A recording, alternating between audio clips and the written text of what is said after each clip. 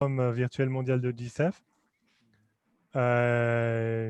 Et cette session est organisée par la ville de Dakar, par l'intermédiaire du Fonds de développement et de solidarité municipale et de la cohésion d'entreprise de la ville, en collaboration avec le réseau des acteurs et des collectivités territoriales pour l'économie sociale et solidaire. Donc, Maïmouna, je te passe la parole pour nous en dire un peu plus sur ce qui nous attend aujourd'hui pendant cette session. Merci beaucoup.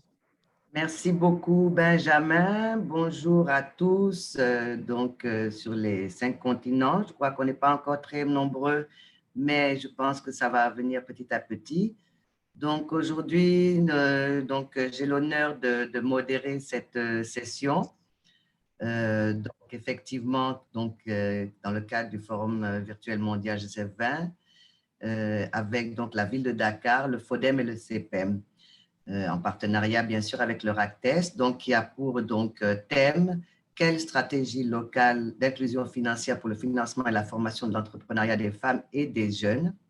Et le titre de la séance particulièrement, c'est quelle stratégie locale d'inclusion sociale et financière pour le financement et la formation de l'entrepreneuriat des femmes et des jeunes. Donc nous avons comme objectif et description de la séance, de présenter d'abord les stratégies locales d'inclusion et financière pour le financement et la formation de l'entrepreneuriat des femmes et des jeunes comme un levier efficace au service de la réduction des inégalités, de l'inclusion sociale et d'un développement durable. Deuxième objectif, échanger sur les initiatives et les responsabilités que peuvent jouer chaque partie prenante, à savoir gouvernement national et local, partenaires au développement et financier, organisation de l'économie sociale et solidaire pour accompagner le financement et la formation de l'entrepreneuriat des femmes et des jeunes. Enfin, troisième objectif de cette séance, dégager des pistes qui pourraient permettre aux collectivités territoriales de mieux contribuer au financement et à la formation de l'entrepreneuriat des femmes et des jeunes. Donc, je suis Maïmouna Isabellien, secrétaire exécutive de la plateforme des acteurs non étatiques, président de la commission spéciale du plan, des études générales et de la synthèse du Conseil économique, social et environnemental du Sénégal, et j'ai l'honneur de modérer cette session. Nous aurons comme intervenant d'abord Madame Aminata Diop Samb, qui est la directrice du Fonds de développement municipal de Dakar. Ensuite, Madame Patricia Dodaro, qui est la représentante au Sénégal de l'IPSIA, une ONG italienne, Sunugal, qui est socio-économiste et expert en développement et qui nous parlera du programme PAESIM. Ensuite, nous aurons comme communication Monsieur Mourad Diaye, secrétaire général de la ville de Dakar, qui parlera, président de la CPEM, la couveuse d'entreprise de Dakar. Et ensuite, Madame Seydamou Amika, conseillère en relations internationales de la ville de Montréal, qui nous parlera aussi des expériences notamment de partenariat entre la ville de Montréal et la ville de Dakar. Et Madame Denise Fatouma Tandour, qui est l'administrateur général de la Fondation. Et en fonction même des présentations qui seront faites, quel défi et quelle perspective la finance solidaire peut appuyer cette thématique. Je vais passer la parole d'abord à Madame Aminata Diop Samb pour nous parler de l'expérience du Fonds de développement municipal de Dakar. Donc, Madame Diop Samb, je pense que vous avez la parole. Je pense que vous pouvez partager votre écran pour la présentation, si c'est ce qui peut être fait au niveau technique. Madame Diop, je vous donne la parole. Je vous remercie, Madame Maïmouna Isabellien, modératrice de cette présente session. Je salue la présence de l'ensemble des participants à ce panel. Je remercie également le GCF de nous avoir conviés à cette importante manifestation. Je suis Madame Samb Aminata Diop. Je suis la directrice générale du Fonds de développement et de solidarité municipale, en abrégé FODEM. Je vous fais un peu la genèse de cette structure qui a été créée en 2004. En 2004, la structure s'appelait Crédit municipal de Dakar. Et nous avions pour objectif l'objectif de rentabilité, précisément. Donc, nous misons beaucoup sur la rentabilité. En 2009, le maire Khalifa Ababakar Sall, quand il a pris les rênes de la municipalité, il nous avait demandé d'aller vers d'autres orientations, notamment à l'appui de cette couche vulnérable composée de femmes et de jeunes, mais en le faisant dans un esprit de solidarité.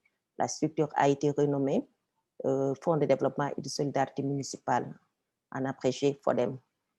Et en 2012, nous avons également pris d'autres orientations majeures allant dans le sens de la formation des jeunes et des femmes. Donc, c'est tout le sens de la création de la CPM. Le président Mourad Dieye reviendra largement sur les aspects et les contours de la gouvernance d'entreprise. Pour parler concrètement du FODEM, le Fonds de développement et de solidarité municipale, un constat a été fait. Le constat principal est que la municipalité de Dakar a été très consciente du poids social qui repose sur elle. Beaucoup de demandes sociales ont été déposées au niveau de la municipalité de Dakar. Et nous rendant compte donc de cette importante demande, il fallait aller dans le sens d'appuyer donc cette couche sociale. Et c'est la raison pour laquelle, comme je l'ai dit tantôt dans mes propos, le FODEM a été créé pour appuyer donc cette couche vulnérable et lutter contre la paupérisation urbaine et féminine.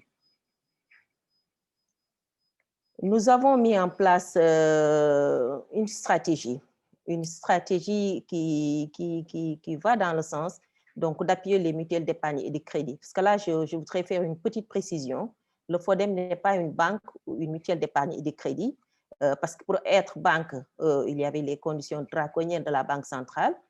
Pour être mutuelle d'épargne et de crédit, il y avait le problème du lien commun. Étant une ancienne du ministère de l'économie et des finances, donc je connaissais très bien toutes les contraintes qui étaient liées à cela. Donc l'alternative qui a été prise, la stratégie qui a été prise, c'était de travailler avec les mutuelles d'épargne et de crédit dans le cadre du refinancement. Et nous avons également travaillé à mettre en place, appuyer la mutuelle d'épargne et de crédit en délivrant l'agrément au niveau du ministère des Finances. Et cela nous a permis de coopter la mutuelle d'épargne et de crédit de la municipalité comme levier principal donc, du Fonds de développement et de solidarité. En des mots simples, nous finançons, nous appuyons les mutuelles d'épargne et de crédit qui sont éligibles à notre dispositif, à charge pour ces dernières de dispatcher les montants qui leur sont octroyés aux bénéficiaires ou aux sociétaires donc ciblés. Les réalisations que nous projetons, c'est 477 unités de production qui touchent 463 emplois, dont 25 permanents. 225 nouvelles entreprises créées, 861 micro-activités à travers le guichet filet de sécurité pour 4002 bénéficiaires. Le guichet filet de sécurité, je voudrais peut-être apporter une petite précision, c'est un guichet qui a été mis en place pour appuyer les petites initiatives économiques. Parce qu'il y a des porteurs de projets qui déposent de très fortes demandes de financement au niveau de conseil. Et nous allons dans le sens de leur donner de petits financements pour leur permettre déjà d'avoir les prérequis dans le management de leur projet, mais également pour nous permettre d'avoir une idée ou une vue sur les capacités de remboursement donc, de ces porteurs de projets. 327 projets bancables qui ont été enregistrés et 81 projets de groupement de femmes à former et à financer. Et là également, la précision qu'il faut faire par rapport à cela, ce sont des formations qui vont dans le sens de l'économie sociale et solidaire, des formations également dans l'éducation financière, mais également des formations dans le domaine de l'entrepreneuriat féminin. Pourquoi ces formations que nous avons initiées en 2020? Parce que nous nous sommes rendus compte que les femmes, avec toutes les contraintes liées à ces aspects de financement, si elles parviennent à décrocher un financement, elles n'arrivent pas du tout à bien manager donc, leur projet. Et nous nous sommes concertés à l'interne avec nos partenaires, le RABEC principalement, pour leur dispenser donc, ces formations dans le domaine de l'éducation financière, dans le domaine de l'entrepreneuriat, mais également dans le domaine de l'économie sociale et solidaire. Répartition des projets par catégorie. Je vous donne une idée hein, de la répartition par catégorie. Si vous regardez sur cette image, 73% de projets financés concernent les groupes. 19%, un pourcentage de 19% pour les femmes et un pourcentage de 6% pour les hommes. Donc, sur l'ensemble des projets financés, le dispatching est là. On a 73% qui vont dans les groupes. Pourquoi? Parce que nous misons beaucoup sur l'impact social. Si nous finançons les projets individuels, il n'y aura pas beaucoup de valeur ajoutée. Par contre, les projets des groupements de femmes impactent beaucoup plus la communauté. Donc, raison pour laquelle nous avons pris cette option pour aller vers le financement des projets de groupement de femmes. Et je vous assure, hein, cela est en train de faire son chemin et c'est très bien apprécié par la population. Pour cette semaine, nous étions dans une localité, dans une collectivité territoriale où nous avons eu à appuyer 4 groupements de femmes, à les former. Et au finish, nous allons les regrouper, leur remettre leur attestation et leur financement. En termes de... voilà, ces images traduisent concrètement ce que je viens de dire sur les formations. La première vague qui a été financée, c'était en juillet 2020, où nous avons eu à appuyer 367 femmes formées avant la COVID. Avant la COVID, puisque la formation a démarré en janvier 2020. Elle a été stoppée malheureusement en mars pour les raisons que nous connaissons tous, liées à l'interdiction de manifestation. Et ça a repris tout récemment au niveau des collectivités territoriales. Donc, ces formations, comme je le disais, concernent l'éducation financière, l'entrepreneuriat, mais également l'économie sociale et solidaire. Les domaines d'intervention. Au niveau du FODEM, nous misons beaucoup plus sur les projets à forte valeur ajoutée. Il nous est arrivé de financer beaucoup de projets relatifs à toutes les activités commerciales, mais après évaluation, nous nous sommes rendus compte que ces projets n'avaient pas de valeur ajoutée. Et nous nous sommes réunis et nous nous sommes dit à l'interne qu'il fallait miser sur les projets à forte valeur ajoutée. Cela s'est traduit par les projets qui touchent à tout ce qui est dans le domaine de la menuiserie, le transport, la transformation des produits agroalimentaires, la cordonnerie, la mécanique, mais également le commerce dans une moindre mesure, l'agrobusiness également. Donc, ces projets à forte valeur ajoutée ont été appuyés au niveau de notre structure, au niveau du Fonds de développement et de solidarité, avec une petite touche pour tout ce qui est activité commerciale. En termes de perspectives, nous avons identifié 3 perspectives. La première perspective, c'est la loi d'orientation 2020. Madame Khady Samba, qui est passée tout à l'heure, a parlé des perspectives au niveau national, notamment par l'élaboration de la loi d'orientation 2020, du 7 janvier 2020. Cette loi est relative aux petites et moyennes entreprises. Et cette loi offre des perspectives assez intéressantes aux collectivités territoriales. Désormais, les collectivités territoriales ont des compétences dans le développement économique, ce qui n'était pas le cas. Donc, il s'agit de saisir cette opportunité et de pouvoir aller dans le sens d'appuyer les acteurs de l'économie sociale et solidaire à travers justement donc, cette loi d'orientation 2020.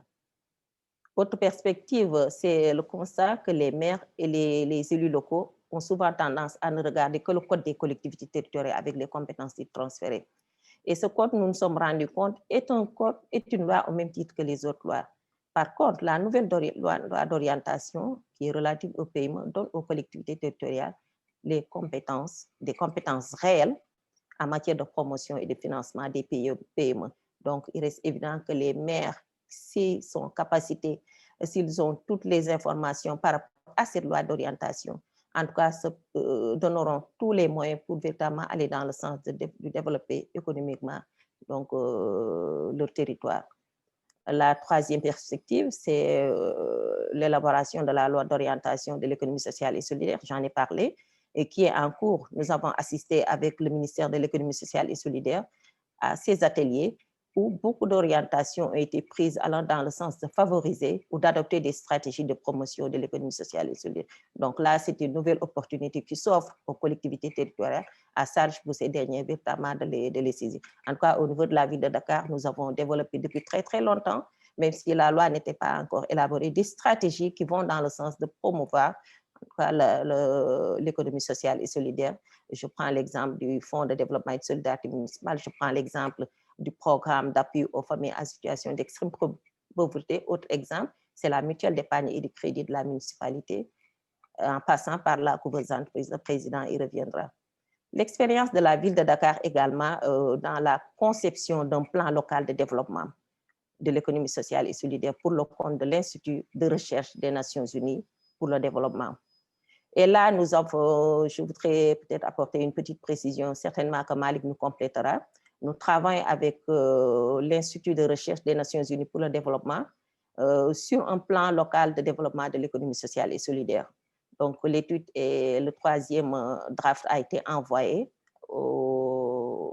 à nos partenaires et on attend les dernières observations pour envoyer la mouture finale et partager l'expérience de la ville de Dakar avec les 7 villes qui ont été ciblées par cet institut. Dernière perspective, voilà, donc c'était la dernière perspective et non des moindres, hein, parce que cette perspective, cette étude, si elle est partagée, vous vous rendrez compte que la ville de Dakar est en train d'abattre un travail colossal dans la promotion de l'économie sociale et solidaire. Et c'est assez important parce que nous avons beaucoup de programmes, nous avons 10 programmes au niveau de la ville de Dakar qui vont dans le financement des acteurs de l'économie sociale et solidaire. Et c'est des programmes, des projets disparates.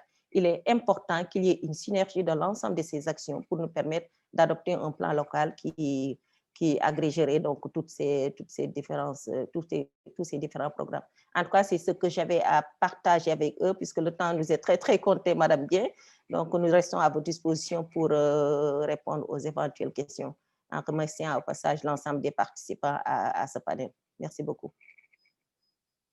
Merci beaucoup, Madame Samb, pour cette présentation du FODEM.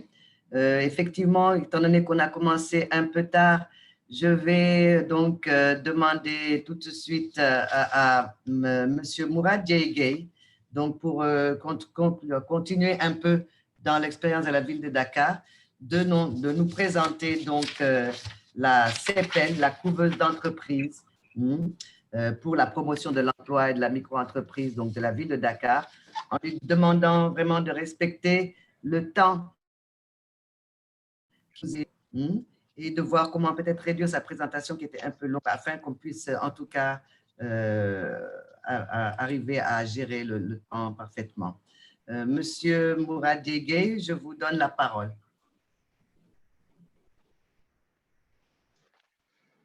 Bonjour. Merci, Madame la modératrice, Maïmouna Isabelle Dien, honorable conseiller économique et social de la République du Sénégal. Tous nos hommages honorables. Chers panélistes, je vous salue tous et toutes en vos rangs et distinctions également.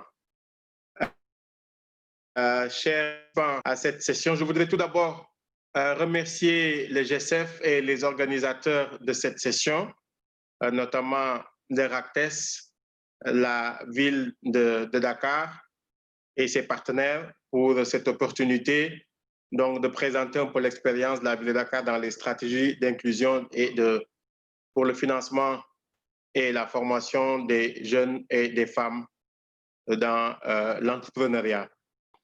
Alors, parler de la CEPEM donc, en termes de stratégie, c'est dire que c'est une réponse un peu à la problématique de l'emploi des jeunes, de l'employabilité précisément, également de la paupérisation urbaine, de la pauvreté et également du chômage endémique au niveau de la ville de Dakar. Donc la CEPEM, c'est une réponse à cette problématique. Donc dans les stratégies de développement économique de la ville de Dakar, comme du reste, Madame Samb, à travers le FODEM, a expliqué beaucoup d'initiatives de la ville, beaucoup de projets et de programmes de la ville remontant depuis les années milieu 2000 par le crédit municipal, en passant par le PAFCEP, ensuite crédit municipal devenu FODEM, et d'autres programmes de formation de jeunes à la mécanique, à la formation, les formations des jeunes pour l'obtention de permis de conduire, pour dire toutes sortes de tentatives initiées par la ville en réponse à ces problématiques. Mais un moment est venu que la ville, en rapport avec ses partenaires, a poussé une réflexion, a commencé par une étude, et cette étude qui a pu montrer finalement que la problématique de l'emploi des jeunes passait par un accompagnement beaucoup plus précis.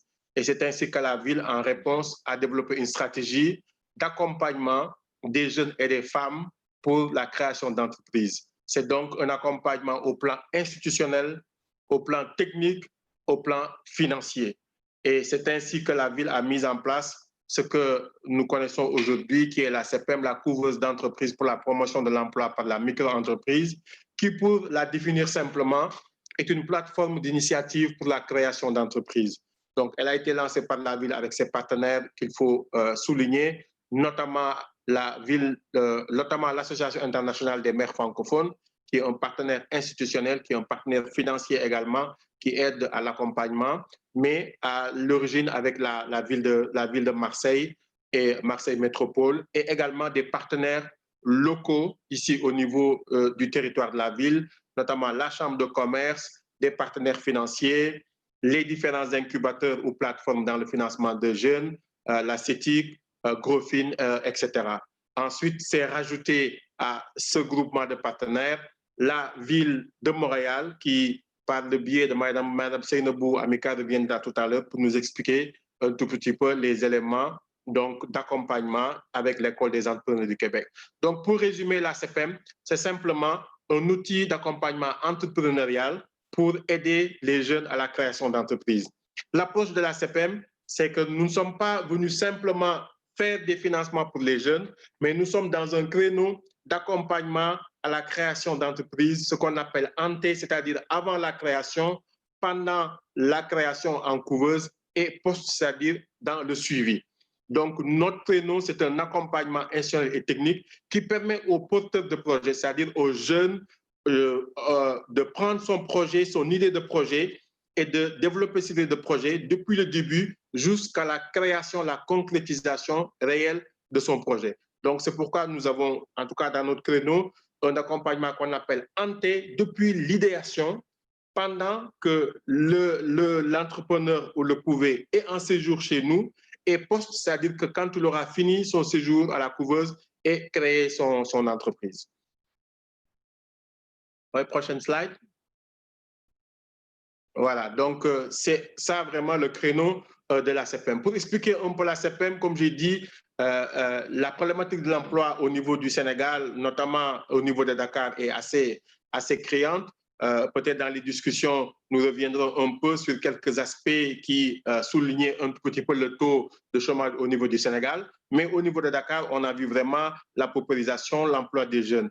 Alors donc, on a un bassin de jeunes très important qui font appel à la CPEM pour entrer. C'est pourquoi nous avons mis en place un processus d'entrée très sélectif.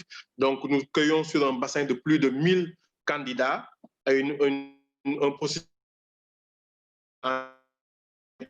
80 ou 100 pour en choisir une quarantaine. Donc, c'est un processus qui est assez ferme, qui implique la ville de Dakar et ses partenaires et qui permet un système transparent, donc de permettre à des jeunes qui ont un engagement, qui ont un potentiel d'intégrer la couveuse pour pouvoir y séjourner dans un minimum de 12 mois. Donc, le séjour en couveuse, comme je l'ai dit, c'est avant que le jeune porte son projet et pendant qu'il est chez nous, il fait 12 mois en couveuse avec les services que je vais expliquer tout à l'heure qu'on lui offre. Et à la fin de ce processus de couveuse, alors il est diplômé et il est accompagné dans sa création d'entreprise. Je précise un peu le terme que nous avons appelé couveuse. Souvent, les gens entendent incubateur ou d'autres processus. Alors, couveuse, nous, ça renvoie à l'idée que nous mettons l'entrepreneur dans une situation réelle d'entreprendre. Donc, avec les facilités, dès qu'il a son projet, il entre en couveuse et la couveuse, c'est un espace institutionnel, c'est un espace technique, c'est un espace financier où l'entrepreneur on le met dans une situation d'entreprendre à l'essai. C'est notre terme, il entreprend à l'essai, donc il met les costumes d'un vrai entrepreneur, il a des équipements à sa disposition, il a des encadrements à sa disposition, et là, il se met en situation de pouvoir créer, produire, vendre ses services et agir en tant qu'entrepreneur. Alors, donc, le processus de sélection nous a permis de voir dans un bassin assez important. Je passe sur cette slide-là pour aller vite. Et donc, ça nous montre un tout petit peu la répartition des zones parce qu'il faut préciser que seuls les citoyens habitant sur le territoire de Dakar sont normalement donc concernés par ce projet parce que c'est un projet qui est de la collectivité territoriale. Donc, je passe rapidement sur les slides de la sélection. Donc, pour dire que vraiment, c'est une sélection assez large, dans le nombre de candidats reçus, valablement inscrits, et nous en sélectionnons 40 pour la première cohorte et 50 pour la deuxième cohorte qui est en formation. Alors, pour aller dans les services offerts un tout petit peu au niveau de la CPM, les avantages d'abord, c'est que comme je disais tout à l'heure, l'entrepreneur, il est mis en situation réelle d'entreprendre. Donc, nous avons mis en place un dispositif qui lui permet d'être formé d'abord à travers des cours sur le développement personnel, le marketing, la communication, la gestion des finances, la création d'entreprises, la fiscalité et tout ça. Et ce sont des cours qui sont donnés par les partenaires de la ville de Dakar que j'ai énuméré tout à l'heure, et dans cette deuxième cohorte par l'École des entrepreneurs du Québec avec la ville de Montréal, nous y reviendrons, mais également par nos conseillères et conseillers au niveau de la couveuse qui sont renforcés pour donner ces formations, et d'autres partenaires, notamment M. Alassane Lo, expert en création d'entreprises, M. Théo Lam, et aujourd'hui nous sommes disons, nous avons l'avantage d'avoir beaucoup de partenaires qui s'intéressent à ce que nous faisons et qui offrent des services. Donc, ça permet d'abord de renforcer en compétences, en capacité. Ça permet également à l'entrepreneur d'être dans une situation réelle d'entreprendre avec ses collègues au niveau de ce que nous appelons tout à l'heure l'espace coworking pour pouvoir échanger. Alors, ce qu'il fait, tous les avantages au niveau de la CPM, ça lui permet de prendre son idée de projet, de développer ça en entreprise. Ça lui prend également, s'il a déjà une PME, une entreprise qui démarre, de pouvoir consolider, s'il est en croissance, de pouvoir être accompagné pour vraiment cheminer. C'est donc tous ces services au niveau de la CPM que nous offrons avec des conseillers et des conseillères. Chaque entrepreneur est sous la tutelle d'un conseiller ou d'une conseillère qui l'encadre dans la préparation de son plan d'affaires, qui l'encadre dans son suivi financier, qui l'encadre dans le développement de son portefeuille de clients, parce qu'en réalité, on permet à l'entrepreneur de valider son idée de projet et de créer son entreprise. Alors, si on continue dans les slides, pour aller très vite, voilà donc les services que je disais tout à l'heure, au niveau de la CPM, il y a un service très personnalisé. Chaque entrepreneur est suivi par une conseillère ou un conseiller. Il y a également le programme de formation dont j'ai parlé avec différents partenaires. On peut voir sur ce slide-là que la ville de Dakar, par essence, a un centre de formation dédié. Et donc, nous avons l'espace du centre de formation où nous faisons nos cours pour tous les entrepreneurs. Nous avons également l'espace au niveau de la CPM où nous pouvons faire des sessions, des rencontres, des réunions, des petits meetings. Et également, le tout est certifié par, disons, des attestations pour montrer quand même à chaque formation à l'entrepreneur d'être certifié dans ce qu'il a reçu comme formation, que ce soit en marketing, que ce soit en communication, que ce soit en développement personnel et en gestion des finances, parce que c'est un aspect très important au niveau de la CPM. Prochaine slide. Voilà, donc le suivi. Mais l'espace l'élément qui aujourd'hui distingue encore la CPM de ce qui s'est fait dans le réseau, c'est l'espace coworking. Nous avons l'avantage d'avoir un espace dédié aux entrepreneurs. Alors, vous voyez que c'est un espace bien équipé avec des bureaux, des ordinateurs, une salle de conférence, une salle de rencontre et une assistance technique qui permet à l'entrepreneur de se lever le matin, d'aller à cet espace coworking et de l'occuper comme son bureau réel. Donc, l'espace est divisé sur les 40 entrepreneurs. Ils peuvent venir 8 à tour de rôle dans la semaine et ils ont des stations de travail équipées, ils ont une salle de conférence, le téléphone est disponible et ils ont un programme d'assistanat, donc avec une assistante secrétaire qui peut les aider à arranger le rendez-vous, à venir recevoir leurs clients et surtout à travailler avec les conseillères et conseillers référents. Alors ça, c'est un élément de plus qui vraiment distingue un peu le dispositif de la CPM au niveau de l'écosystème entrepreneurial de Dakar. Les activités, j'en ai parlé, donc c'est un peu ça, la formation, la préparation, la certification et également des espaces d'échange et des espaces d'exposition. Nous avons eu l'initiative de mettre ensemble tous les entrepreneurs dans un espace pour leur permettre d'exposer un peu leurs œuvres s'ils sont dans leur domaine, les artisans, les cordonniers, ceux qui sont dans la couture et toutes sortes de services et de prestations qu'ils ont pu montrer à travers une exposition tenue à l'Hôtel de Ville sous la présidence de Madame le maire de la ville de Dakar. Prochaine slide pour aller très vite. Alors, parler un tout petit peu maintenant de la phase actuelle et des perspectives. Pour notre dispositif, comme je l'ai indiqué, nous avons des partenaires au plan technique, mais nous sommes aujourd'hui dans une dynamique de signer des conventions et d'agrandir notre portefeuille de partenariats stratégiques. Alors, ce que cela permet au niveau de la CPM, pour chaque domaine assez précis, d'avoir des partenaires à l'appui. Je peux prendre un exemple. Nous avons aujourd'hui une filière de l'agrobusiness très développée avec des jeunes qui sont dans ce domaine, qui créent des produits, qui créent des entreprises. Alors, en faisant un partenariat, par exemple, avec l'ITA, ça nous permet aujourd'hui de développer un réseau qui permet à nos entrepreneurs de disposer de ce qu'on appelle le FRA. Le FRA, c'est une certification qui permet à ceux qui produisent dans le domaine agroalimentaire d'être certifiés pour pouvoir faire de l'exportation. Nous développons également des partenariats avec des écoles de télécommunications, avec des centres spécialisés pour que dans chaque créneau, nous puissions avoir des partenaires pour agrandir un peu nos éléments de formation. Donc, la CPM aujourd'hui est ouverte à un réseau de partenaires qui permet de développer notre offre de services à nos entrepreneurs. Et ces partenaires, c'est des partenaires locaux sur le territoire de la ville de Dakar, mais c'est également des partenaires au plan international. Continuer sur la même salle. Donc, ça, c'est l'ambassade, etc. Et les partenariats, j'en ai expliqué. Allez-y, prochaine slide. Prochaine slide. Voilà. Alors, une convention qui est assez importante qui va finir la présentation, c'est que nous avons signé avec l'École des entrepreneurs du Québec une convention par le biais de la ville de Montréal. La ville de Dakar et la ville de Montréal sont membres du réseau AIMF, qui est l'Association internationale des maires francophones, et l'AIMF est un fondement de la création de la CPM. Alors ici, on voit Madame le maire en visite à Montréal qui a permis de signer cette convention-là. Et cette convention est à l'épreuve au moment où nous parlons. Nos formations dans cette situation de Covid, de pandémie, se font en virtuel, en partenariat avec l'École des entrepreneurs du Québec, qui forme nos entrepreneurs et qui fait de la formation de formateurs pour nos conseillères.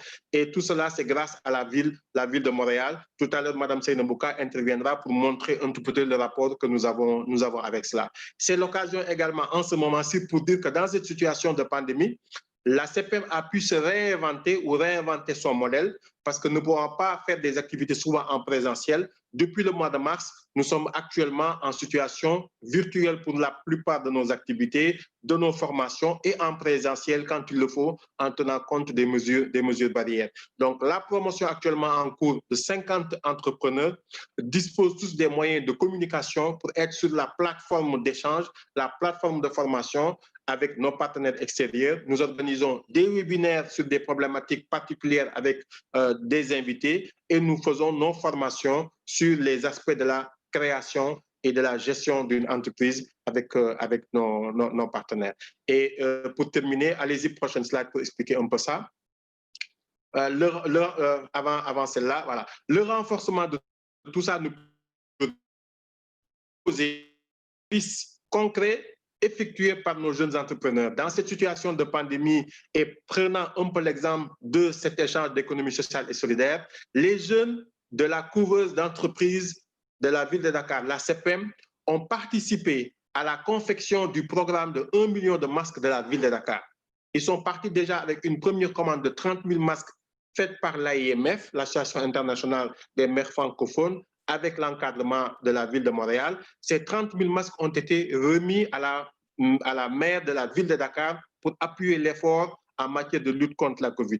S'y est ajouté une commande importante dans le cadre du programme de 1 million de masques, commande qui était affectée à d'autres artisans et qui n'a pas pu être réalisée. Nous avons donc encore mobilisé les jeunes entrepreneurs et les entrepreneurs ont participé à la confection donc, de ce programme de 1 million de masques. Simplement pour dire que dans ce modèle d'économie sociale, la ville a mis en place non seulement ce mécanisme, mais participe à la création d'activités, participe à la création de richesses, également participe à l'esprit de solidarité. Donc, on voit que c'est un bon modèle vraiment qui contribue à l'épanouissement de l'économie sociale et solidaire. Et ça, c'est par le biais de mécanismes de la CPM avec les entrepreneurs qui sont aujourd'hui en formation. Alors, pour terminer sur ce point, au terme de la formation, comme je dis, nous sommes en couveuse, les entrepreneurs bénéficient d'une subvention ou d'un accompagnement financier qui leur permet de lancer leur activité. Donc, ce que nous appelons un petit peu un levier financier, parce que c'est bien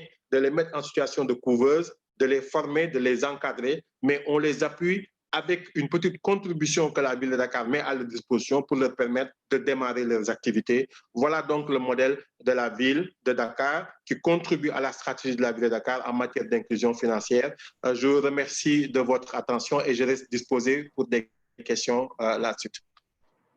Merci beaucoup, M. Mouradiégué, président de la CPM et secrétaire général donc, de la ville de Dakar, pour cette très instructive et intéressante présentation de la couveuse d'entreprise de Dakar, où vous apprenez à voler à beaucoup de petits poussins. Nous reviendrons tout à l'heure donc dans les débats pour plus de compléments d'information certainement. C'était très intéressant. Je vais donc maintenant, pour aller vite et essayer de rattraper le temps, passer la parole donc à Madame Patricia Dodaro, donc qui est la représentante au Sénégal de IPSIA et qui va nous présenter donc le programme qui s'appelle donc organisé avec Patricia Dodaro de l'ONG IPSIA et les différentes actions donc liées à l'économie sociale et solidaire donc réalisées par cette organisation. Madame Dorado, vous avez la parole. Bonjour à tous les participants et je voudrais remercier la ville de Dakar et les RACTES pour cette invitation et pour cette excellente opportunité de partager avec des autres acteurs et par rapport aux stratégies et aux outils liés à l'inclusion financière des jeunes et des femmes. IPSIA est une ONG italienne créée en 1985 en Italie. Et oui, prochain slide, merci. Et au début, IPSIA a beaucoup intervenu dans la région des Balkans. Et actuellement, nous sommes aussi en Afrique, à Mozambique, Kenya et Sénégal. En particulier, nous sommes présents au Sénégal depuis 2015 grâce aux relations développées avec une association de la diaspora sénégalaise en Italie, l'association Sunugal, qui réalisait déjà des interventions ici au pays dans l'optique du co-développement. Et en fait, nous sommes arrivés au Sénégal un peu en continuité avec les réalisations et les interventions que Sunugal avait déjà réalisées. Et les domaines d'intervention sont le développement rural, en particulier lié à la sécurité alimentaire, mais aussi à l'entrepreneuriat rural, et la formation et l'insertion professionnelle des jeunes, l'accompagnement à l'entrepreneuriat, qui soit entrepreneuriat rural, entrepreneuriat social, et quand même toujours dans cette élancée en fait de la mission sociale des entreprises, et la sensibilisation et les activités culturelles. Un groupe de jeunes ici à Thiès, dans la ville de Thiès, qui ont fondé un club d'Italiens. Donc, ils sont très actifs pour la promotion de la langue italienne, mais aussi dans des activités de volontariat, de bénévolat avec les enfants. Et donc, prochain slide, s'il vous plaît. Donc, pour la présentation d'aujourd'hui, je voulais un peu contribuer avec quelques exemples des interventions que nous avons réalisées ici au Sénégal, et surtout dans les domaines de l'appui à l'entrepreneuriat social. et des interventions qui répondent en fait à des besoins différents, à des contextes différents et donc des stratégies adaptées aux différentes cibles que nous avons rencontrées ici au Sénégal. Donc des interventions, des projets qui se sont développés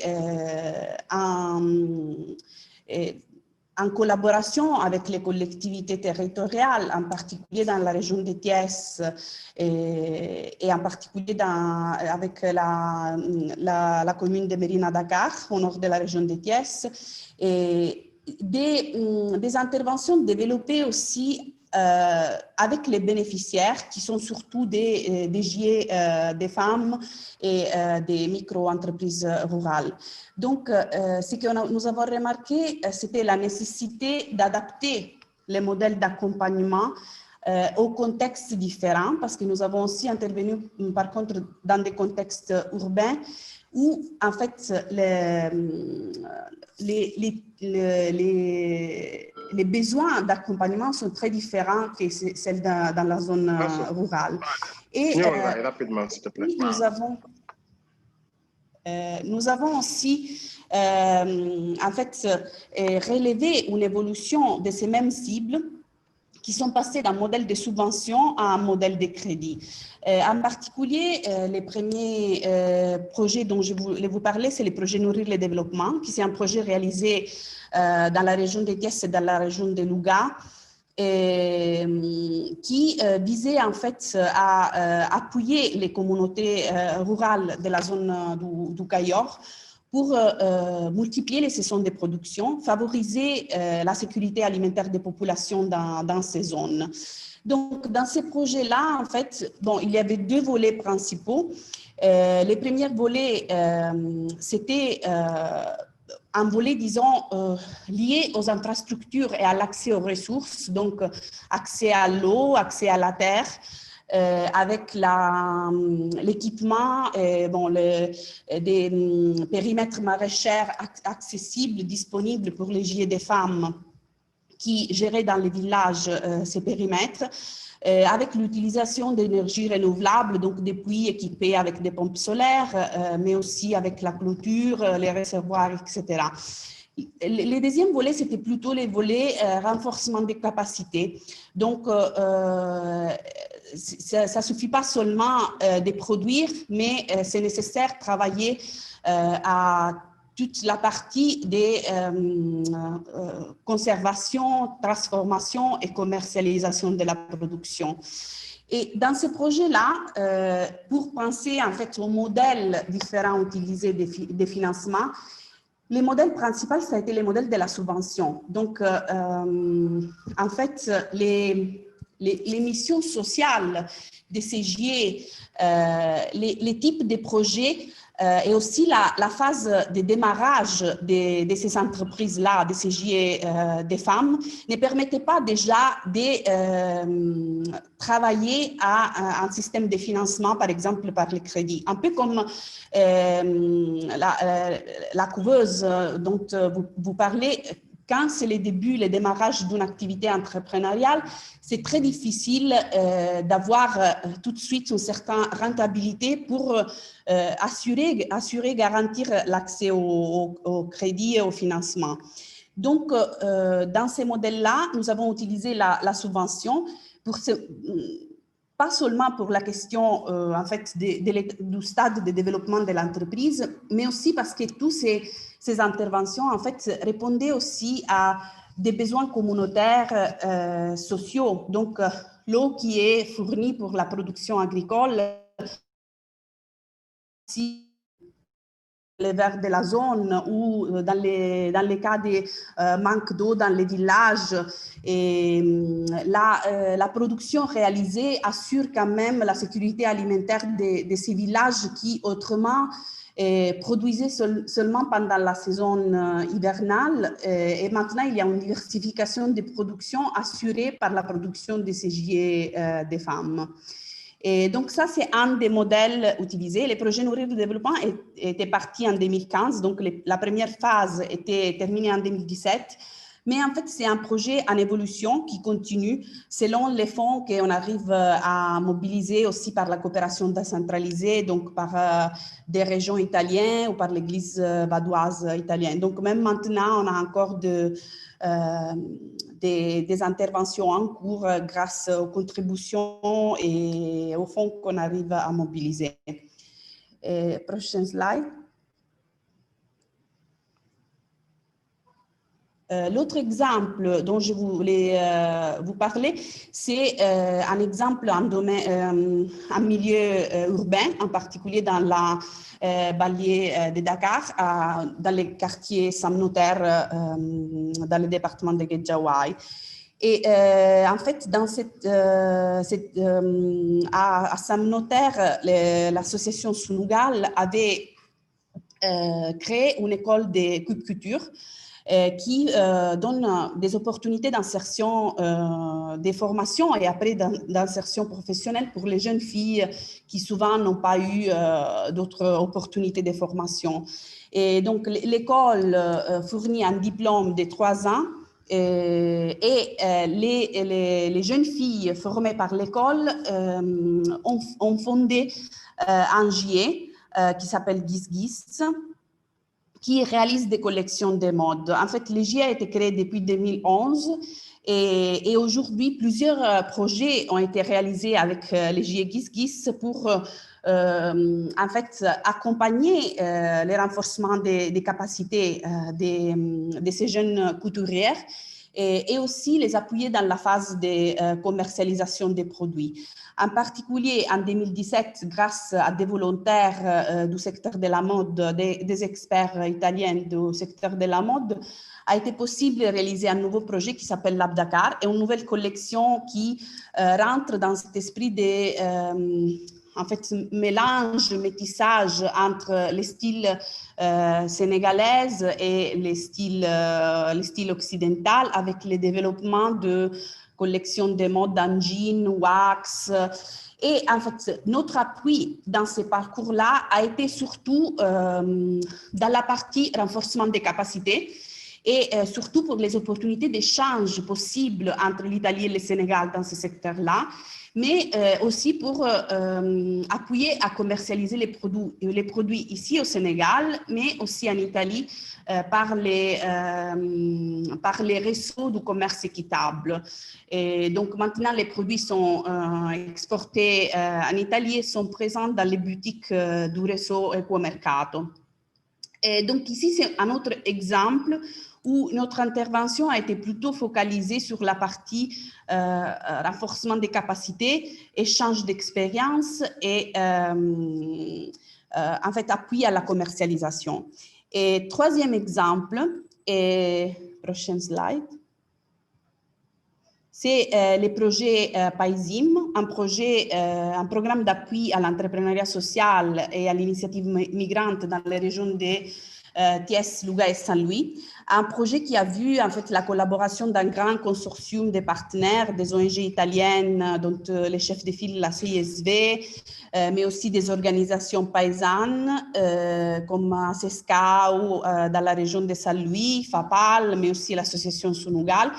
Un programme financé par la coopération italienne qui vient de terminer maintenant, pratiquement depuis quelques jours, fin septembre 2020. Et ce programme visait en fait à renforcer les tissus entrepreneurial agricoles dans les régions de Thiès, Louga et Saint-Louis, en particulier avec un focus et quand même une valorisation des entreprises qui ont un impact écologique et social sur les territoires. Prochaine slide. Pour aller très rapidement dans les PAISIM, nous avons accompagné dans les régions de Thiès, Louga et Saint-Louis 210 micro-entreprises qui ont été sélectionnées par un processus de sélection transparente dont M. Dieye parlait tout à l'heure. Donc, un appel ouvert au public développé avec les communes engagées dans ce processus, en particulier dans la région de Thiès qui a été suivie par IPSIA, Il s'agissait de 10 communes dans la région de Thiès où on a sélectionné 70 micro-entreprises. On a reçu plus de 800 candidatures. Donc, même le processus de sélection a été fait en collaboration avec la RD, la DRDR et les conseils départementaux de Thiès et de Tivaouane. En fait, le PAISIM a créé un dispositif d'accompagnement pour les entreprises sociales sélectionnées qui avait deux volets principaux, les volets accompagnement technique et les volets financiers, donc facilitation pour l'accès au crédit. Sur la partie accompagnement technique, ce que je voudrais partager, c'est un peu la méthodologie que nous avons utilisée qui était vraiment focalisée sur les coachings individuels, donc un accompagnement individuel. Parce qu'en fait, on avait remarqué même dans l'analyse des besoins que beaucoup de ces entreprises-là avaient bénéficié déjà de la formation en gestion comptable, en entrepreneuriat, mais souvent les outils qui avaient été appris dans les formations n'étaient pas appliqués sur le terrain. Donc l'idée, c'était d'assurer un suivi individuel, un coaching individuel pour appliquer sur le terrain les outils liés à la gestion comptable, à la planification d'entreprise, etc. Donc, les projets, même s'il y avait un volet plus technique sur la partie de production, les entreprises étaient tous dans les domaines de l'agriculture, la transformation alimentaire et l'élevage, donc les secteurs du milieu rural. Mais l'accompagnement s'est focalisé beaucoup sur toute la question transversale liée à l'entrepreneuriat. Donc, comment promouvoir un entrepreneuriat social qui soit durable du point de vue économique, social et environnemental. Et comment développer la leadership au sein de ces entreprises. Je vais vous demander de bien vouloir conclure, malheureusement, parce que vous êtes à 15 minutes et il reste encore. Donc, si vous pouviez aller plus vite pour conclure et peut-être pour les détails dans les débats. Excusez-moi vraiment parce que là… Oui, pardon. Pardon, je n'avais pas regardé l'heure, je suis désolée. Donc, juste pour conclure, bon, ces entreprises démontrent toujours un fort impact social dans leur territoire en intervenant pour la construction d'infrastructures communautaires, pour la prise en charge, par exemple, des frais médicaux, mais de la scolarité des enfants, des membres. Et il assure la sécurité alimentaire et l'emploi des jeunes dans ces communautés. Dernière slide, en fait, tous ces processus d'accompagnement de ces trois dernières années a été capitalisé dans un livre blanc de l'entreprise sociale paysanne au Sénégal, l'expérience de Capersas, qui est une entreprise sociale qui accompagne les entreprises rurales. Et dans ce livre blanc qui est disponible, vous pouvez consulter en ligne, nous avons cherché en fait montrer un peu l'expérience de ces entreprises sociales paysannes en cherchant de caractériser en fait un peu les concepts d'entreprise sociale paysanne au Sénégal sans apporter des définitions préétablies, prédéfinies, mais plutôt en regardant ce qui est l'expérience réelle sur le terrain de ces entreprises et aussi pour en fait travailler au plaidoyer pour la reconnaissance juridique de ces types d'entreprises ici au Sénégal. Donc, je m'excuse pour la longueur et je vous remercie pour l'attention. J'espère de revenir dans les débats sur des autres points. Merci. Merci beaucoup, Patricia. C'était évidemment très intéressant et on est tous toujours très emballés dans toutes ces questions qui nous concernent tous, donc on comprend. Et rapidement, Madame Seynabou Amika, conseillère en relations internationales de la ville de Montréal, pour sa présentation. Madame K, donc si vous êtes là, vous avez la parole. Je pense que aussi vous pouvez passer votre présentation. Merci. Merci à tout le monde. Bonjour. Nous, c'est très, très tôt. Il est que 7h04 ici. mais le sujet est tellement intéressant, puis je suis honorée d'être invitée par la ville de Dakar pour parler du projet qu'on met en œuvre avec eux. Donc, comme vous le savez, la ville de Dakar et la ville de Montréal entretiennent des relations privilégiées depuis plusieurs années. Déjà en 2001, les deux villes signaient une déclaration d'amitié et de coopération dans laquelle ils réitéraient leur volonté de renforcer ces liens qui les unissent en mettant en œuvre plusieurs projets. Donc, plusieurs échanges d'expériences ont été effectués, notamment en matière de décentralisation, de démocratie participative, mais aussi à l'instar de plusieurs villes africaines. La ville de Montréal et la ville de Dakar sont membres de plusieurs réseaux, comme le DICF, l'Association internationale des maires francophones, Métropolis, CGLU, j'en passe. Et en 2019, l'AIMF nous a, en fait, en 2015, les deux villes ont signé une entente de coopération et d'amitié où ils s'entendaient pour s'échanger leur expérience, leurs connaissances et les meilleures pratiques en développement économique, dans le domaine du vivre ensemble, en ressources humaines, en fiscalité, etc., etc. Puis quand la ville de Montréal a organisé le sommet sur le vivre ensemble, mais Dakar est un des membres fondateurs de cette organisation qui est basée à la ville de Montréal. Donc en 2019, l'Association internationale des maires francophones nous a offert l'opportunité d'appuyer notre partenaire d'une façon beaucoup plus pérenne, beaucoup plus durable. Parce qu'avant, c'était des missions ponctuelles, mais là, avec le projet de renforcement des capacités de la couveuse d'entreprise pour la promotion de l'emploi par la micro-entreprise, la ville de Dakar vient concrétiser ces liens qui l'unissent avec la ville de Dakar. Donc, le projet est financé par l'Association internationale des maires francophones. Et là aussi, c'est une innovation parce que c'est la première fois qu'une ville nord-américaine travaille avec une ville africaine pour renforcer la coopération francophone, mais aussi la coopération avec des acteurs locaux.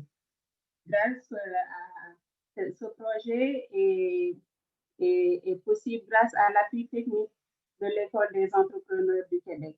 Donc, comment ça fonctionne? C'est que de jeunes entrepreneurs, dont plusieurs sont des femmes, ils suivent un parcours de formation de la génération, c'est-à-dire dès qu'ils ont une idée de projet, ils sont formés, donc pré-démarrage, à la propulsion, le démarrage, et à l'accélération, la croissance. Pour l'École des entrepreneurs, toute entreprise commence avec un rêve, mais un rêve qui doit être structuré, un rêve qui doit être testé pour pouvoir le plus rapidement possible passer à l'étape du démarrage. Les entrepreneurs sont accompagnés dans les étapes de rêver, tester, démarrer et croître. Lors de la mission de faisabilité, nous avons eu la chance, mon collègue José Chinchilla de l'École des entrepreneurs, on a eu la chance de rencontrer plusieurs intervenants de l'écosystème entrepreneurial. Et ce qu'on a compris et réalisé, c'est que plus de 70% des entreprises sénégalaises fermaient après la première année. Donc, c'est là qu'on s'est dit, on va intégrer les entrepreneurs de la première phase dans cette deuxième phase pour leur permettre d'acquérir plus de connaissances, plus d'expérience pour pouvoir pérenniser leur entreprise. Le rôle de la ville de Montréal dans le cadre dans le renforcement des capacités des entrepreneurs, mais aussi de l'équipe de la CEPEM et de ses partenaires. Dans ce cadre, nous avons mobilisé une experte en communication, sachant que la communication occupe une place primordiale dans tout ce qui est entrepreneuriat. Donc, nous avons proposé des activités, par exemple, comment faire résonner sa marque, On sait maintenant que tout se passe sur les réseaux sociaux et nous allons aussi accompagner la CFM dans l'élaboration d'un plan de communication et on va le faire aussi pour les entrepreneurs.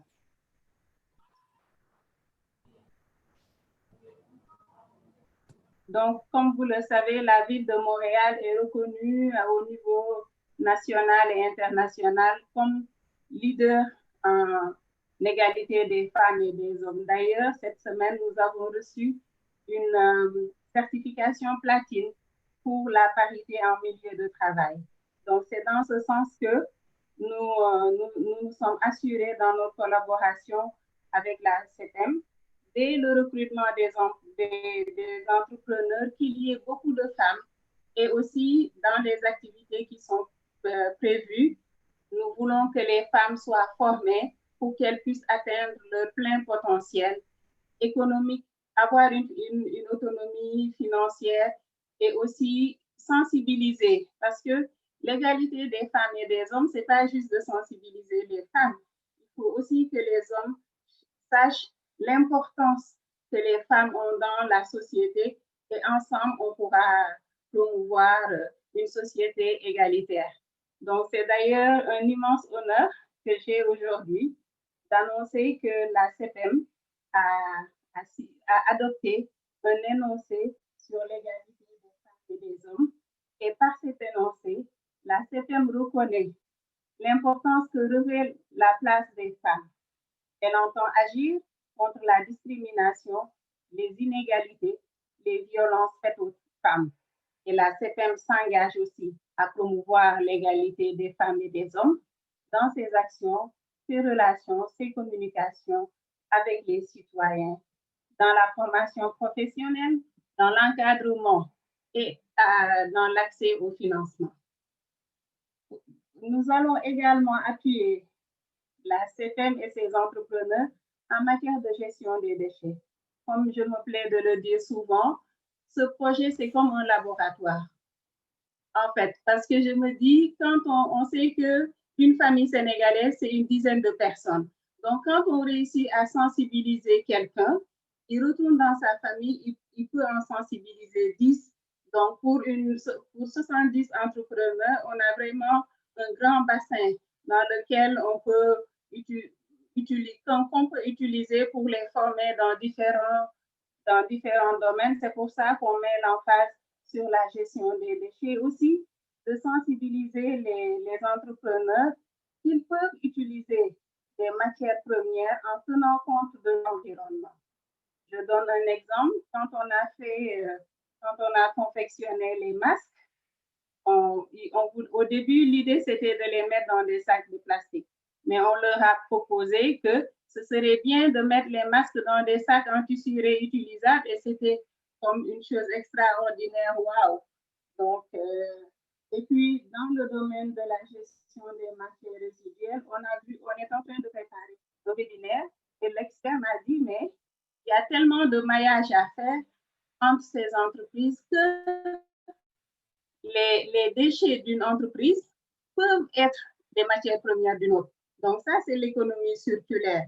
Ça, ce n'était pas prévu dans le programme, mais c'est des choses qu'on arrive à faire, on arrive à innover dans ce projet.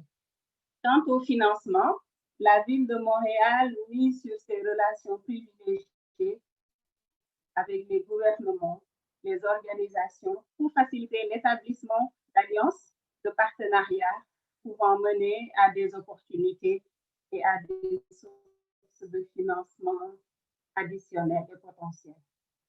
C'est dans le cadre de ces échanges avec les Offices jeunesse du Québec que j'ai encore une deuxième bonne nouvelle à annoncer.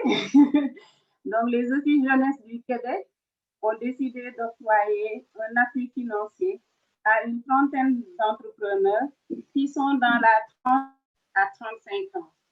Donc, ça, c'est une très bonne nouvelle, sachant combien les finances sont importantes pour le lancement des activités des entrepreneurs.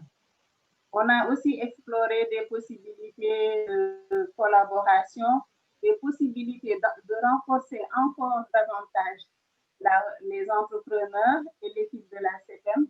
C'est dans ce cadre qu'on a contacté le réseau de normalisation de la francophonie qui contribuera à renforcer les capacités des entrepreneurs en matière de normalisation, en leur faisant comprendre le rôle stratégique que peut jouer la normalisation dans le développement de leur entreprise.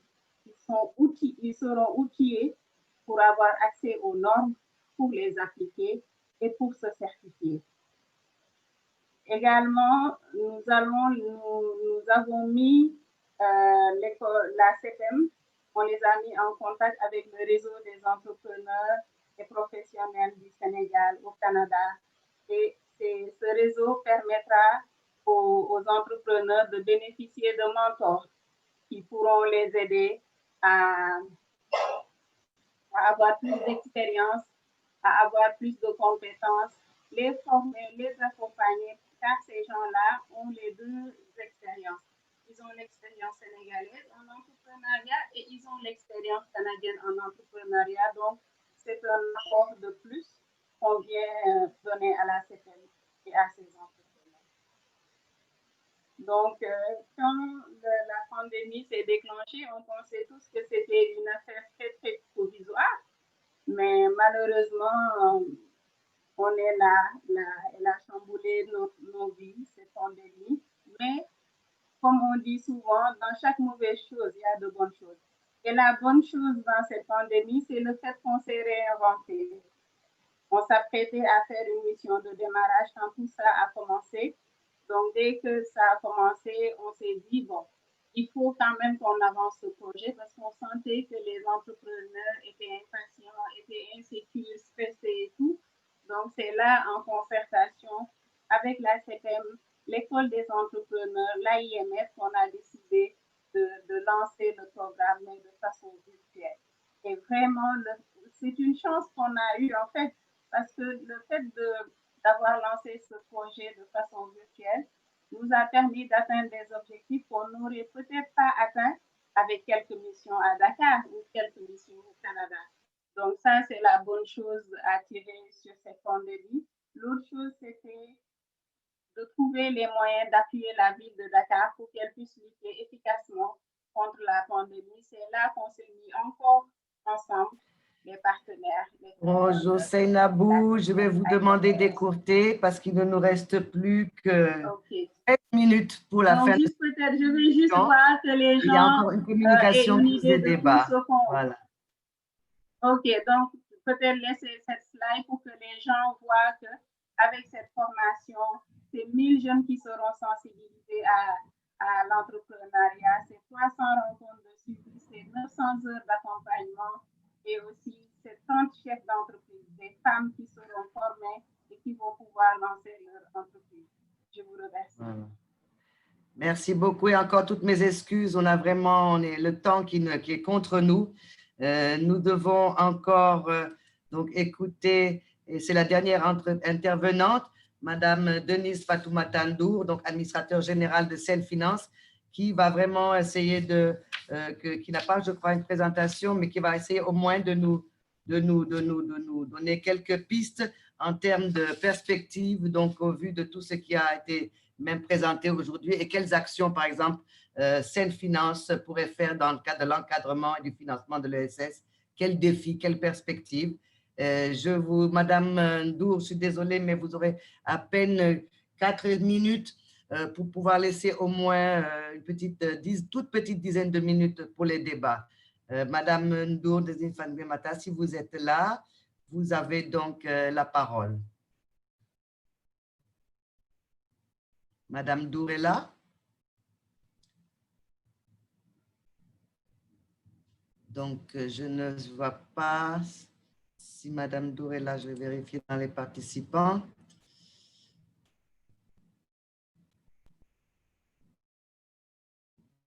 Ah, non, ça c'était toujours Madame Amika. Madame Denise Fatoumata Ndour. Donc, si elle n'est pas là, ah, si elle est par là, pourtant, je la vois ici. Activer. Maïmouna, j'ai l'impression que Denise est déconnectée. Elle est déconnectée, pourtant je la vois Ah. dans les participants. Donc, bon, si elle n'est pas encore là, je vais essayer de faire quand même une petite synthèse donc, de tous les débats qu'il y a eu, de toutes les présentations. Donc, nous avons eu donc, le FODEM qui nous a vraiment présenté, qui nous a fait la genèse du Fonds de développement économique municipal, avec donc, les différents et l'importance des financements qui ont été donnés aux femmes et aux jeunes, avec tout cet accompagnement également qui a été fait et les différents domaines d'intervention, enfin, les secteurs qui ont été appuyés en termes entre de petites entreprises. Nous avons eu la présentation de la CEPEN, donc la couveuse également, avec ce fort volet accompagnement, suivi, même personnalisé des jeunes et des futurs entrepreneurs, qui est aussi une expérience très intéressante et qui gagne à être en tout cas davantage appuyée. L'ONG italienne IPSIA nous a présenté aussi tout ce qu'elle a fait, non seulement dans la ville, mais aussi dans l'accompagnement des groupements féminins et des jeunes, mais aussi au niveau rural, et avec toujours cet accompagnement, et aussi avec, on peut dire aussi, ce développement du partenariat, même en termes d'économie sociale et solidaire et de commerce équitable, donc avec l'Italie. Donc ça aussi, c'est une expérience très intéressante en termes même de débouchés. Enfin, donc, Montréal nous a présenté l'importance surtout du partenariat qui a été fait grâce à l'AIMF et le partenariat donc, entre la ville de Montréal, la ville de Dakar à travers la CEPEM, et qui a démontré aussi l'importance du développement des partenariats, des partenaires multiples, ce que la CEPEM aussi avait vraiment beaucoup démontré, vraiment de multiplier les partenariats pour avoir donc beaucoup plus d'opportunités, d'appui, de financement, d'expertise aussi, de transfert de compétences. Donc, je pense que c'est vraiment ce qu'on a pu retenir de ces trois panels-là. Je pense que si on peut ouvrir les débats en attendant que Madame donc Denise Ndou puisse nous rejoindre. Je suis là. Allô? Ah, d'accord. En fait, j'ai des gros problèmes de connexion. Donc là, je suis passée sur mon téléphone portable avec la 4G. D'accord. OK. Voilà, je suis désolée. Voilà, donc je ne sais pas si vous avez pu suivre un peu. Oui, j'ai suivi, j'ai tout suivi. J'avais déconnecté la vidéo pour pouvoir avoir le son. Donc, si vous pouvez, donc avant qu'on passe au débat, et je vais vous vraiment, il est 11h21, nous avons jusqu'à 11h30. Il faudrait qu'on donne au moins une minute aux différents participants pour les débats, pour les questions. Donc, je vais vous donner peut-être 3 minutes pour essayer de voir, vous, en fonction de ce que vous avez entendu, qu'est-ce que vous voyez comme perspective que Saine Finance pourrait faire en matière d'encadrement et de financement de l'économie sociale et solidaire. Quels sont les défis que vous voyez aujourd'hui? Quel partenariat ou quel rôle pourrait-il y avoir, notamment et particulièrement avec les collectivités territoriales? Donc, Madame Fatou Desisdour, donc administrateur de Saine Finance, je vous donne la parole. Merci beaucoup. Oui, bonjour à tous. Bonjour et merci pour l'invitation. J'ai vraiment suivi toutes les présentations qui étaient très intéressantes et pertinentes.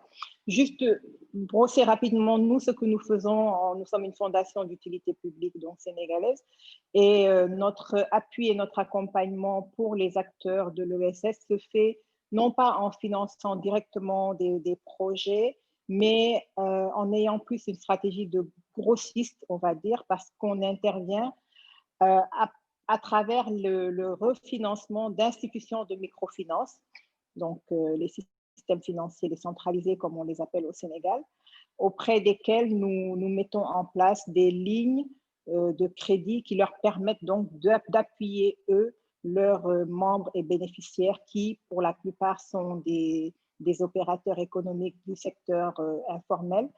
Nous appuyons également techniquement ces institutions et leurs membres, donc les bénéficiaires de crédit, à travers de l'accompagnement dans la définition de leur business plan, des formations, voilà,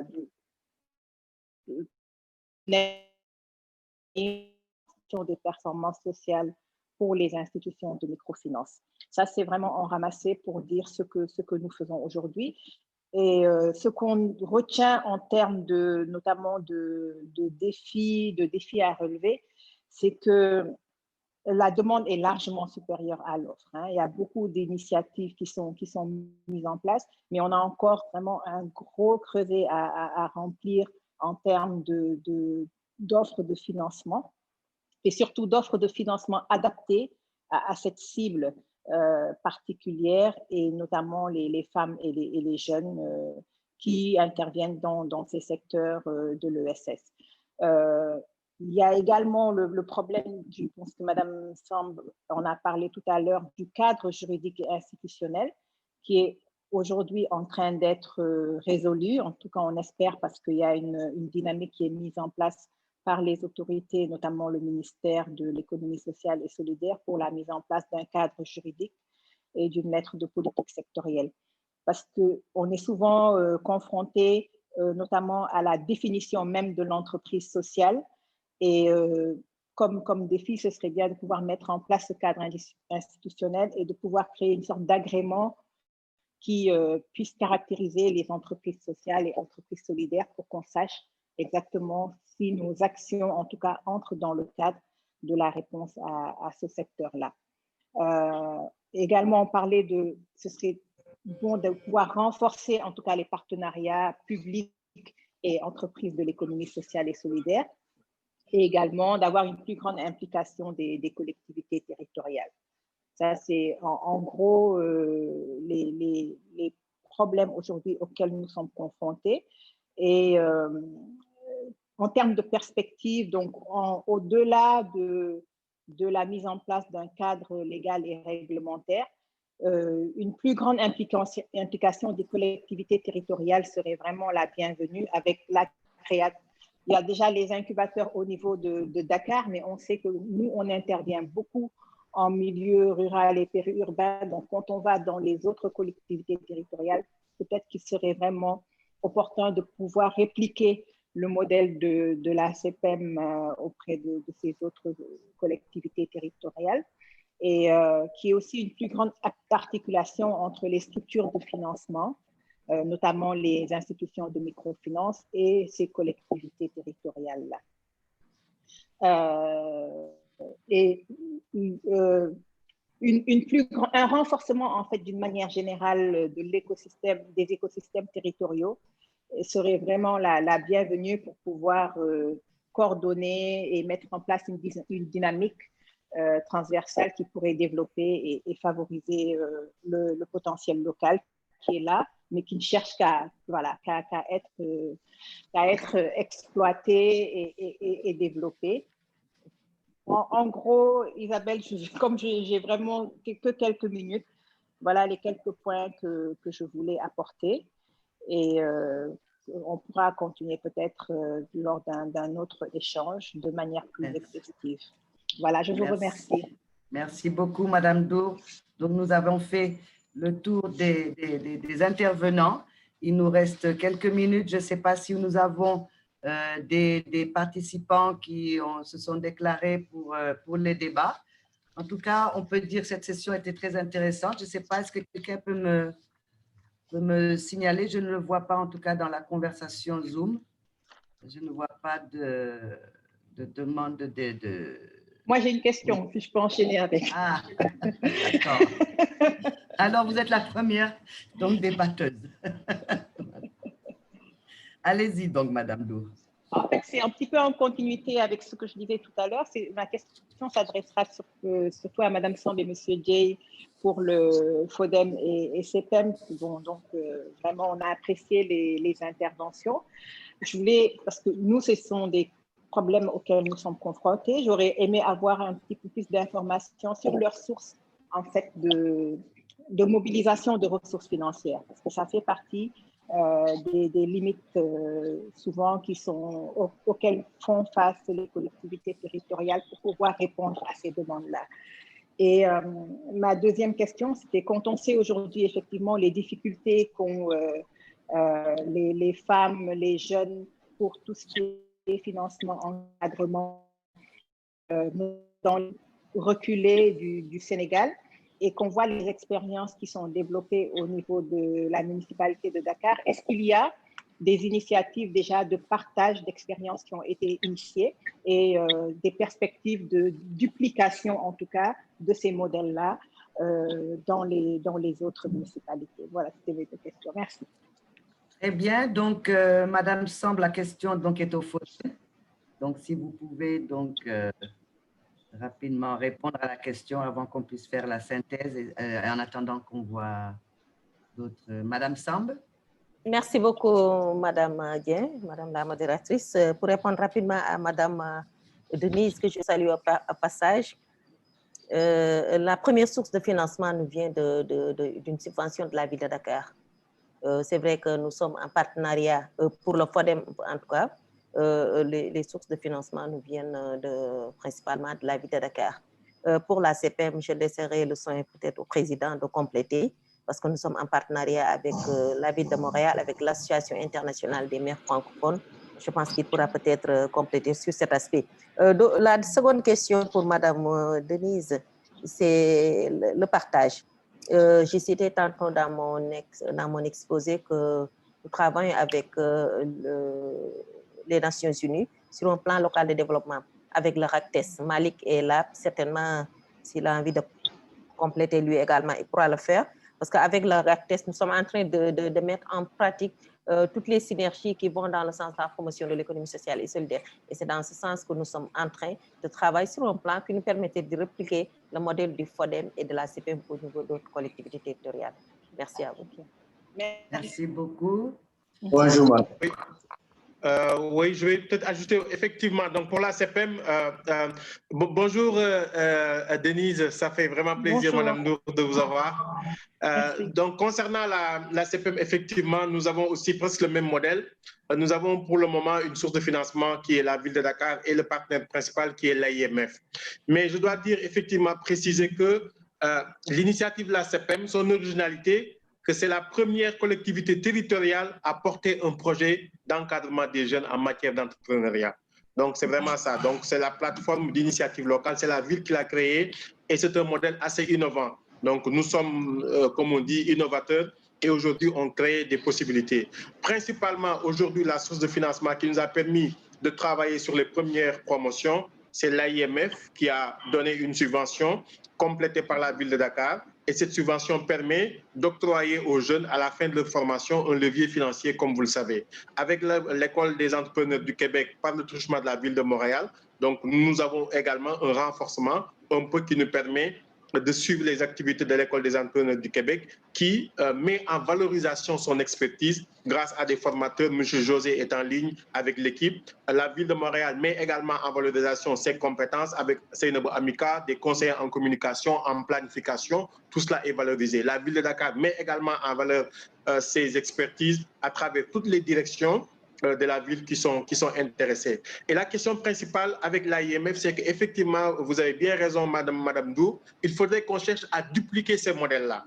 Je suis très heureux de voir sur le chat qu'il y a des maires qui sont en ligne. Je voudrais saluer particulièrement M. Omar Ba, le maire de Diop qui est là. Nous avions tout à l'heure le conseil technique du ministre de la décentralisation qui a dû quitter pour des raisons et également le maire de Ngouniane qui est représenté. Alors pour l'AIMF, la réplicabilité du modèle est assez importante. On commence avec Dakar. Comme vous le savez, Dakar est quand même plateforme leapfrog, comme on dit, assez innovateur. Mais nous voudrions chaque fois que nos expériences à Dakar puissent bénéficier aux autres collectivités.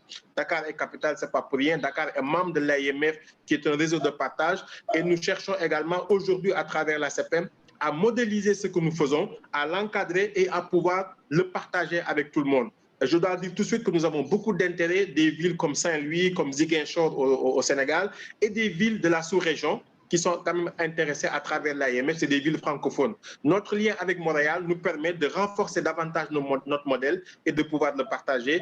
L'expérience est partie avec la mise en place ou l'étude des besoins par M. Alassane Lo, qui est connu, qui est un expert en création d'entreprise, qui a modélisé un tout petit peu, qui nous a aidé à mettre en place cette expertise. Et aujourd'hui, tout l'écosystème dakarois converge un peu vers la CPM et c'est le rôle de la ville de fédérer toutes les initiatives, toutes les pratiques, toutes les expériences pour offrir vraiment un accompagnement. C'est la raison pour laquelle, Madame Dour, on vous l'a dit assez souvent,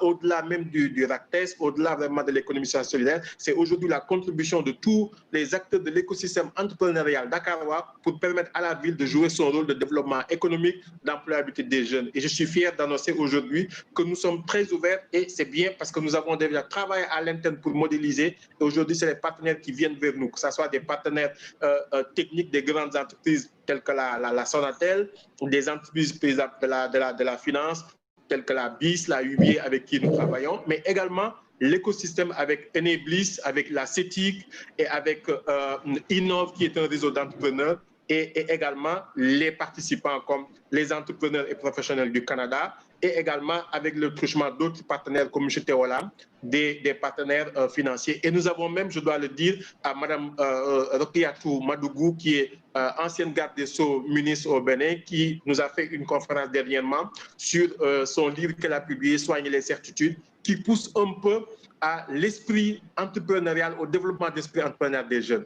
Donc, simplement pour confirmer vraiment, Mme Dou, ce que vous avez dit, aujourd'hui, le modèle de la CFM, l'objectif, in fine, c'est de pouvoir le modéliser et le partager avec les autres collectivités territoriales, donc du Sénégal, de la région et également même du monde francophone. Mais la ville de Dakar joue un rôle assez important et je dois en profiter pour remercier Madame la maire de la ville de Dakar parce qu'au-delà même de l'AMF, aujourd'hui, dans le budget de la ville de Dakar, nous cherchons des contributions qui permettent de renforcer nos capacités financières. Nous avons tout l'accompagnement, toute la plateforme de la ville de Dakar à travers les conseillères, le personnel de la ville de Dakar, les directions de la ville de Dakar, le centre de formation municipal qui est à notre disposition, l'espace d'incubation équipé qui est à notre disposition, mais la ville de Dakar tire une partie de son budget pour contribuer également au développement de la CPM. Voilà ce que je voulais ajouter comme complément d'information. Merci beaucoup, Monsieur le secrétaire général. Je crois qu'il y a une question en tout cas particulière qu'avait posée aussi Mme Fatou Denise Ndour. C'est justement comment, en tout cas, arriver à caractériser vraiment l'économie sociale et solidaire dans ce cadre-là d'entrepreneuriat et d'entreprise de l'économie sociale et solidaire. Donc, comment amener aussi toutes ces initiatives qui sont dans l'entrepreneuriat général, dans le financement en général, disons classique, mais vraiment, je pense que là, on a justement cette opportunité pour vraiment davantage caractériser qu'est-ce qu'une entreprise d'économie sociale et solidaire et comment les financements vont vraiment être dans ce sens-là. Je me rappelle juste une petite anecdote. Quand nous avions fait notre séminaire, vous aviez l'impression tous que vous faisiez de l'ESS sans le savoir, comme donc dans le Molière où on faisait de la prose sans le savoir. Donc, c'est un peu ça, que la communication et la formation, vraiment, toutes ces actions soient centrées beaucoup plus particulièrement sur l'économie sociale et solidaire. Et l'AIMF peut être aussi donc un fort levier de communication. Je vais passer la parole à Maïmouna, si vous permettez, j'ai juste un complément d'information. Je ne veux pas que ça m'échappe parce que c'est une interpellation. Nous avons Mme Dour. Je voulais dire qu'au niveau de la CPM, nous avons entamé une réflexion peut-être pour passer à un mode de PPP. Je m'explique. Aujourd'hui, nous avons sur place constaté qu'il n'y a pas de fonds de financement avec une participation privée. Alors, on s'est dit, Mme Dour, c'est peut-être une piste de réflexion. Est-ce qu'il est possible de mettre en place un fonds qui serait financé par le public et le privé pour l'accompagnement des entrepreneurs? Et c'est une réflexion que nous avons commencée. Nous avons fait un papier, Mme Samb et moi, là-dessus. Et également, c'est aujourd'hui ce que nous voulons. On voudrait peut-être interpeller, ne serait-ce que dans le cadre de leur rôle de RSE, donc des entreprises, responsabilité sociale d'entreprise, est-ce qu'on ne pourrait pas avoir des entreprises qui pourraient participer à la mise en place d'un fonds de financement des jeunes et lequel fonds aurait une participation aussi bien du public que du privé. Et nous devons dire que déjà au niveau de la ville de Dakar, Mme le maire est sensibilisée. Je pense que la ville de Dakar peut donner un bon exemple si aujourd'hui on arrivait à mobiliser certaines entreprises par le truchement de RSE avec des contributions, que ce soit de l'État, que ce soit également des collectivités, pour mettre en place qui permettrait d'accompagner encore les jeunes plus par des financements aux activités. Voilà ce que je voulais ajouter. Je ne voulais pas que ça échappe à la discussion. Merci beaucoup, Président. Donc, s'il n'y a pas de truc, peut-être on peut donner la parole à M. Malik Diop, s'il est là, pour peut-être ajouter à M. Mamadou Fani. C'est là? Oui, nous avons une demande d'intervention, une question? Oui. Oui, bonjour madame. Bonjour. Vraiment, je voudrais vous présenter toutes mes excuses. Je suis le conseiller technique du ministre de la Encore une fois, je voudrais présenter mes excuses pour vraiment le retard. Mais cela n'est pas de notre volonté parce que vous connaissez l'actualité chez nous. Nous sommes en plein dans la campagne électorale et donc ce n'est pas facile pour nous de nous détacher. Alors donc, madame, je voudrais dire qu'au niveau de l'ESS en Côte d'Ivoire, nous avions déjà engagé une procédure qui consiste donc à élaborer un arrêté ministériel pour donc proposer, n'est-ce pas, au gouvernement ivoirien de la mise en place de l'économie sociale et solidaire en Côte d'Ivoire. Je vous assure que vraiment, il y a vraiment beaucoup de mobilisation autour de ce projet parce que nous estimons que ce sera une plateforme qui va permettre donc à notre jeunesse d'être au rendez-vous de la grande employabilité dans notre pays et qui va peut-être apporter un soutien, n'est-ce pas, comment on appelle ça, au défi afin de relever, n'est-ce pas, l'économie ivoirienne. Et donc, nous travaillons dans ce sens-là. Mais pour nous, ce qui a été important, c'était d'abord d'élaborer, n'est-ce pas, un cadre réglementaire et institutionnel. Et nous, en tant que pouvoir public, c'est ce que nous sommes donnés comme moyen pour, n'est-ce pas, tenter de mettre ça en place. Mais malheureusement, nous sommes dans une affaire. Nous sommes dans une situation un peu, comme vous le savez très bien, et donc après les élections, je pense bien que les choses seront encore plus visibles et nous allons essayer de travailler, n'est-ce pas, sur ce projet qui nous tient beaucoup à cœur. Donc c'est ce petit briefing que je voulais faire et vous vraiment souhaiter en tout cas beaucoup de courage parce que franchement, ce n'est pas facile. Et je pense qu'il y a la sensibilisation que nous allons continuer à faire au niveau de la collectivité locale, parce que les collectivités locales doivent pouvoir porter ce projet. Parce qu'ils sont à corps à corps, si vous me le permettez, ils sont à corps avec la population. Et nous pensons que vraiment le projet sera vraiment le bienvenu chez nous en Côte d'Ivoire. Donc, sur ce, je voulais vous encourager et encore demander la permission parce que vraiment, on a beaucoup de choses à faire en ce temps et donc c'est pas facile. Vraiment, merci. Nous sommes très heureux de recevoir nos cousins ivoiriens. Donc, merci beaucoup d'être là et ça nous fait davantage donc communiquer sur l'économie sociale et solidaire, sensibiliser et essayer donc que beaucoup plus de pays, de villes, en tout cas, adoptent ce nouveau modèle économique beaucoup plus inclusif, participatif et redistributif en matière de richesse. Et c'est je pense. Donc, toutes ces expériences-là sont toujours à voir, que ce soit les expériences de Saine Finance, où tout le monde demande comment les regarder et les poursuivre avec les lunettes de l'économie sociale et solidaire, qui est vraiment quand même différente de ce qu'on appelle donc l'économie classique. Voilà, je ne sais pas si Malik Diop, donc coordonnateur du RACTES, peut nous donner un petit mot donc en complément de différentes questions. Bonjour. Voilà. Après ça, je pense que nous allons conclure, car il est déjà 42, mais je voulais quand même te donner la parole pour essayer de conclure un peu sur cet intéressant et à bâton rompu. Alex, c'est à toi. Oui, bonjour Maimouna. Excusez-moi, je faisais un peu le pied de grue parce que il y avait une autre réunion aussi que je devais lancer avec le REFELA, donc avec le CGLA, voilà, avec le maire Cheikh Gueye. Donc, mais j'ai suivi les questions, les débats, les présentations. Je pense que tout ceci rentre dans la logique que le RACTES a initié depuis 2 ans, je pense, et avec la ville de Dakar, avec les maires qui se sont connectés, qui ont partagé. Les différentes interventions ont beaucoup montré qu'il faut davantage articuler les stratégies locales, parce qu'on a beaucoup d'initiatives un peu disparates qui font des choses très intéressantes, mais qui restent dans leur coin, et que nous devons et nous avons l'ambition de fédérer l'ensemble de ces initiatives, pour mieux impacter la politique publique. Et je pense que c'est important que le RACTES travaille là-dessus, et qu'aujourd'hui, le cadre juridique commence à être assaini, comme le disait un peu Madame Denise. Voilà, sectorielles.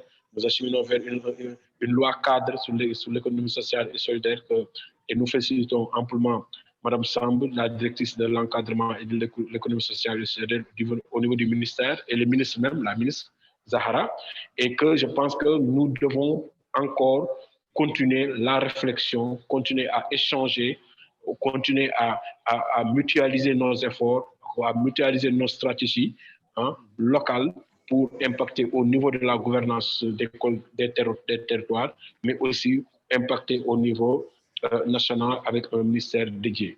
Je pense que voilà, tout ce processus devrait permettre un peu de mobiliser beaucoup plus de financement, d'encadrement, d'orientation, de soutien aux organisations d'économie sociale et solidaire pour permettre un peu à ce qui s'implique davantage dans l'économie nationale et dans l'économie mondiale. Voilà un peu ce que j'ai retenu un peu de cet échange-là. Merci beaucoup, Malik. Merci et félicitations à vraiment tous nos panélistes. Mes excuses pour ceux qui ont pu parler moins que les autres à cause du temps qu'on avait aussi un peu court puisqu'on a démarré un peu en retard. En tout cas, ce qu'on peut retenir vraiment principalement, moi je dirais presque un seul mot-clé pour cette session et les différentes recommandations et perspectives. Le premier, c'est vraiment l'importance du réseautage et du partenariat que je pourrais résoudre dans une formule que c'est l'union qui fait la force. Donc, c'est ça déjà qui est vraiment ma première impression. Et la deuxième, qu'il faut continuer en tout cas à forcer vers la modélisation, vers des lois qui nous permettent davantage donc d'imposer ce nouveau modèle économique beaucoup plus participatif et inclusif, et avec l'importance de l'appui des villes, car les acteurs de l'économie sociale sont une chose, mais il nous faut absolument l'appui des collectivités territoriales pour impulser, donc depuis la base, donc cette dynamique d'économie sociale et solidaire. Je vous remercie tous. Je m'excuse peut-être pour le temps qui nous a pas permis de tout dire, mais on va se retrouver tout de suite dans l'autre session avec notre collègue Sergueï et poursuivre cette réflexion. En tous les cas, merci à tous, merci à tous les participants, merci à nos amis aussi de la Côte d'Ivoire qui nous ont retrouvés, merci à tous les RACTES au GSF, donc le Canada, depuis la Corée, depuis Mexico et tous les autres pays qui sont là, et à très bientôt.